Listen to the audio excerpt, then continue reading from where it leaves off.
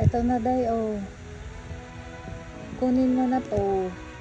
Saha ng saging at ayun, kalabasa yung butternut. Okay.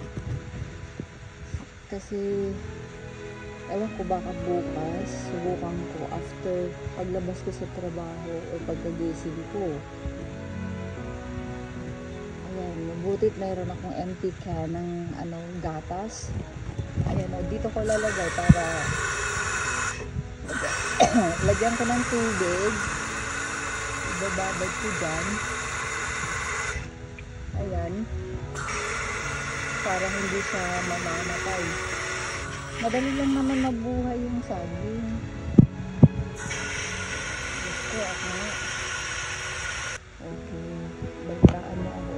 Ihatid ko yan dyan o pick upin nyo ba dito?